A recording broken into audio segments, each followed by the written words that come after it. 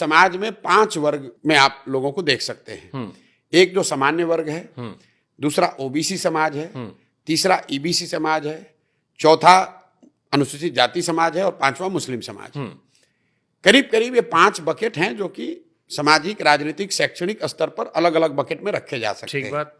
हम लोगों ने कहा कि भाई आपकी संख्या और काबिलियत के हिसाब से भागीदारी तो मिल गई, लेकिन नेतृत्व तो कौन सबसे पहले करेगा, उसका ऑर्डर कैसे तय किया जाए कि पहला अध्यक्ष पहली बार नेतृत्व इसका कौन करेगा, दूसरी बार कौन करेगा, तीसरी बार कौन करेगा।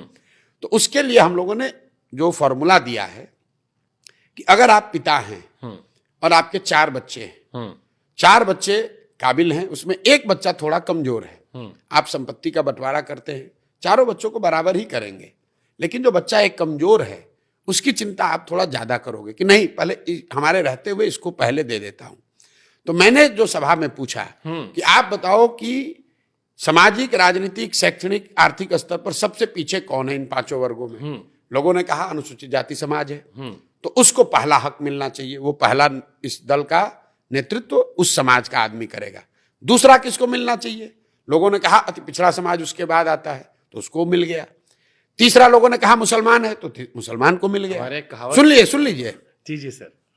फिर सामान्य और ओबीसी वर्ग को मिला। उसके बाद जो सबसे यूनिक बात समझिए, जिस बिहार में दशकों से लोग जातियों के नाम पर लोगों को लड़ाकर राजनीति करते रहे हैं, मैं आपको निमंत्रण भी दे रहा हूं और चुनौती भी दे रहा हूं। आप उस वीडियो को देखिए जहां मैंने ये कार्यक्रम किया है, और मैंने फिर ये जब फॉर्मूला दिया उसके बाद मैंने सवर्णों को और ओबीसी समाज के लोगों को कहा कि बोलो ये आपको स्वीकार है कि नहीं, और आप 100% लोग खड़े होकर कहे कि बिल्कुल ये फॉर्मूला हम लोग को स्वीकार है। 30 बरस से लोग क्या कह रहे हैं, तुम आगे हो, तुम सवर्ण हो, तुम ओबीसी हो, तो जो पीछे है उसको कहता है तुम इसका लूट लो। जो दलित की सो कॉल राजनीति करता है, जो अति पिछड़ों की राजनीति करता है, कहता है तुम्हारा हक ये मार लिया है, तुम इसके खिलाफ आंदोलन करो, इससे छीनो। हम लोग क्या कह रहे हैं, हम लोग कह रहे हैं कि तुम भाई आगे हो तो थोड़ा थम जाओ, जो भाई पीछे छूट गया है उसका हाथ पकड़ो, उसको ऊपर बढ़ाओ, ये जिम्मेवारी तुम्हारी है। और समाज ये मानने के लिए तैयार है। मुझे किसी सवर्ण ने, ओबीसी ने नहीं कहा उस पूरे सभा में, और 1,20,000 लोगों से ये कंसल्टेशन पब्लिक में कैमरे के सामने किया जा रहा है। 2 हुआ है, 6 और बाकी है।